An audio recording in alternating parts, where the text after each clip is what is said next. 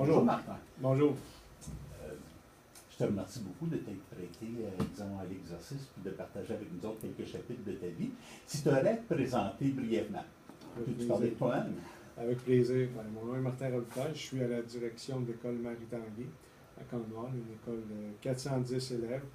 Donc, je suis présentement à ma 9e année à l'école Marie-Tanguay. Les 7 premières années ici, j'ai quitté pour une période de 5 ans dans une autre école et là, je suis un heureux retour dans cette école qui est Marie-Tanguay. Est-ce que tu pourrais m'expliquer brièvement en quoi consistent ces troubles d'apprentissage? Oui.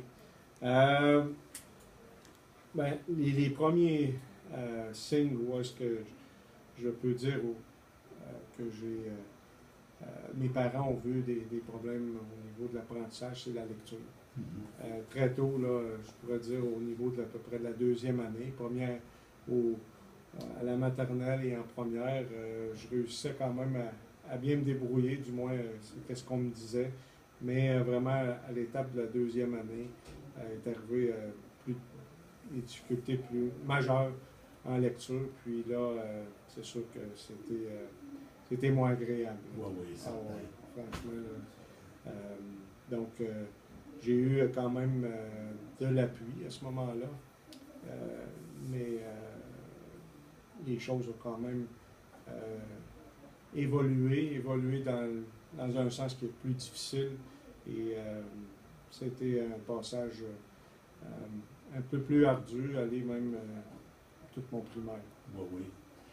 Au niveau de l'écriture, est-ce que tu dirais que les difficultés étaient plus grandes, moins grandes ou comparables? Peut-être un petit peu moins grande en écriture.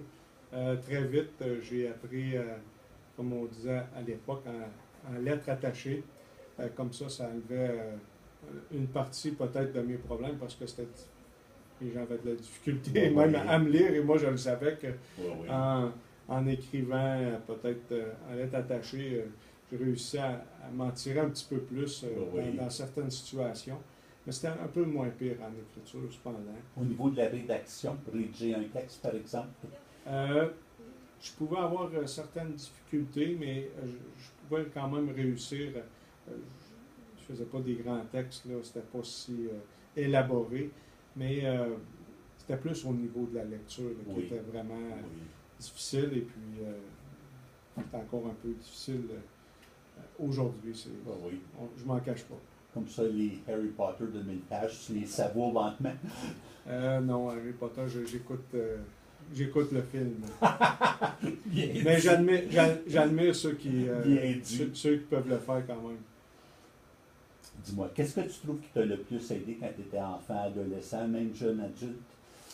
Il y a tellement d'exemples que je pourrais prendre, des choses qui m'ont aidé.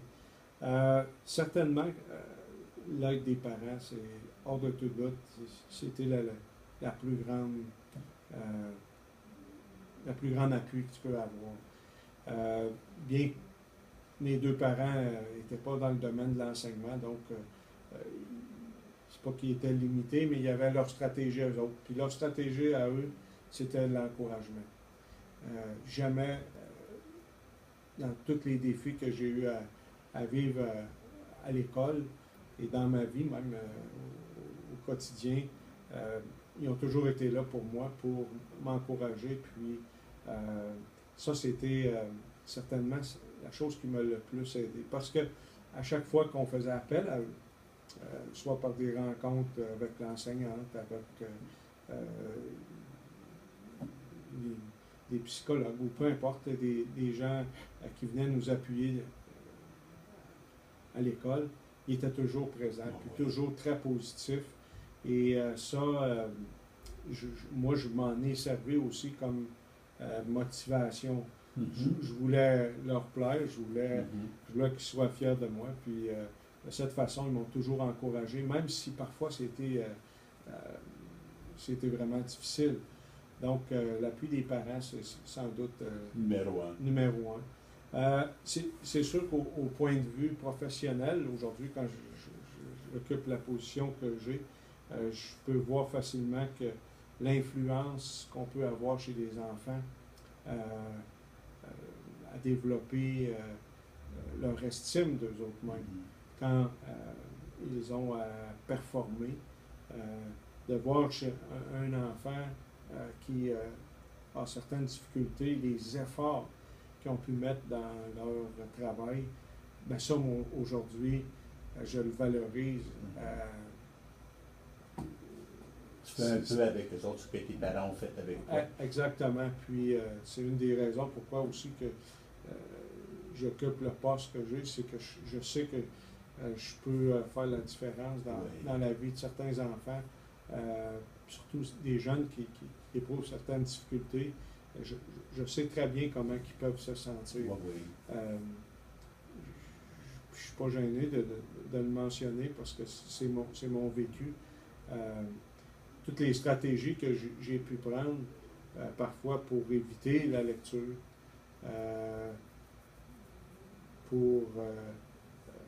par exemple, trouver des stratégies à l'intérieur de la salle de classe, comment anticiper la lecture qui pouvait arriver, regarder la lecture la veille quand on fait ça, parfois encore aujourd'hui nécessairement. C'est une bonne stratégie. On demande aux parents, voulez-vous regarder, vous pratiquer. Puis le lendemain, on fait un suivi. Alors, vous pouvez être certain que mes parents et moi, on travaillait fort les soirs. Puis le lendemain, mais ça ne paraissait pas trop. Parce que je l'avais appris par cœur. Exactement. Et ça, c'était une des façons pour moi pour m'aider. Il y a eu de bonnes personnes qui m'ont appuyé quand même. Parce que j'ai dû être sorti de la classe régulièrement. Ça, c'était difficile. C'était difficile parce que pendant longtemps, la perception des autres envers moi, c'est que je ne performais pas ou peu. Puis on pouvait rire facilement. Alors moi, d'une autre façon, je m'organisais pour que on ne rit pas de moi. Alors j'avais beaucoup de plaisir à être en salle de classe. Je crois que j'étais un collègue, un ami que tout le monde voulait avoir en salle de classe parce que je réussissais à rendre les choses agréables. Le bout en train. C'est ça. Mais c'était une façon, c'était un exutoire. Ben oui. Puis aujourd'hui, j'en suis plus conscient là, lorsque un ami peut faire certaines choses, je le comprends davantage. Quand on regarde un peu ton cheminement, oui. Est-ce qu'il y a certaines choses qui te viennent en tête qui ont été tes plus gros défis? Là, ça peut être autant académiquement que l'attitude des adultes à ton égard, que l'attitude de tes profs, ou les gens en salle de classe, tes amis? Certainement,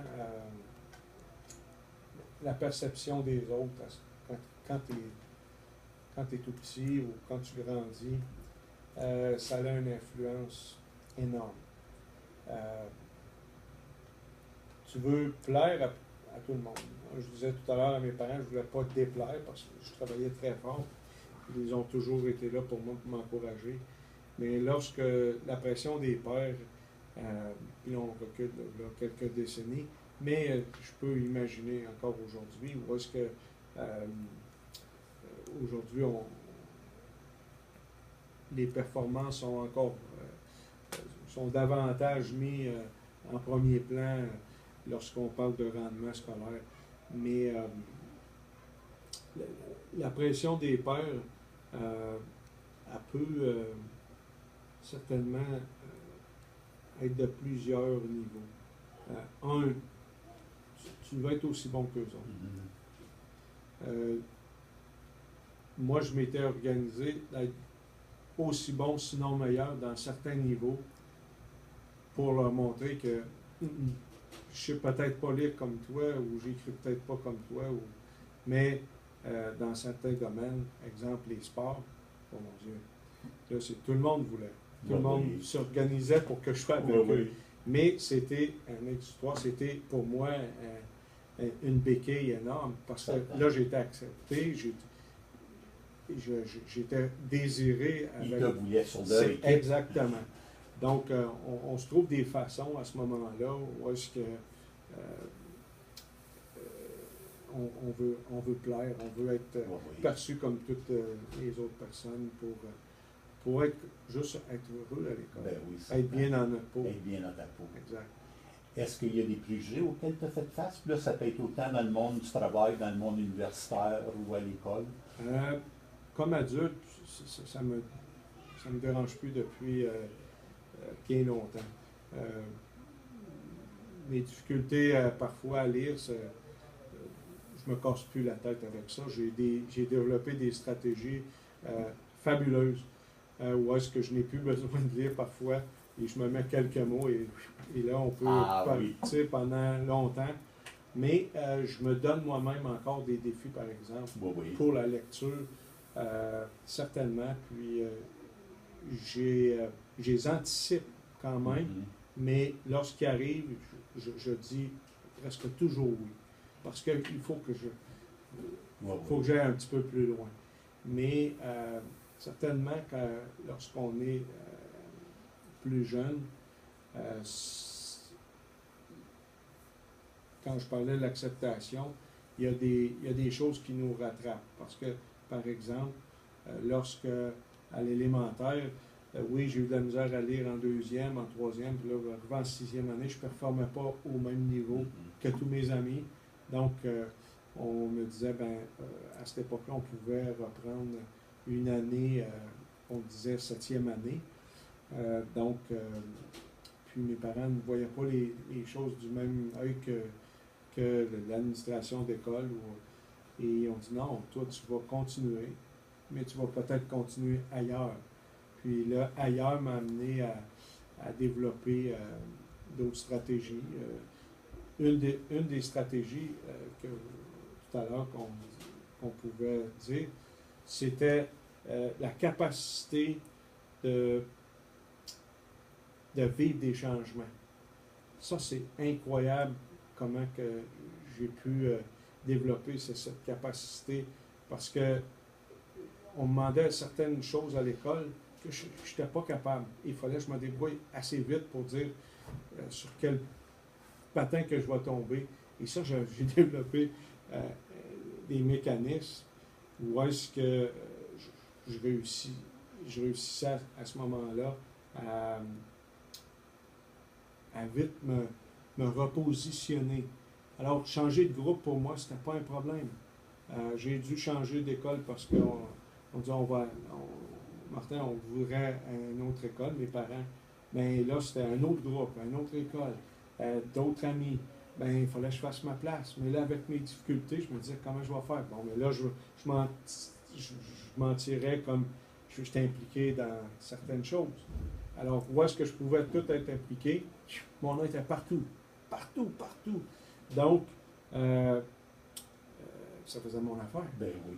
Parce que c'était mon positif, puis j'étais moins obligé de performer en même temps que tout le monde. Je devais quand même faire mon travail, mais des fois, je le faisais plus à la maison. Des fois, je le faisais avec de l'appui aussi. C'est ça. Je n'étais pas fou parce que j'allais chercher. Oh, je n'étais pas présent, monsieur, madame X.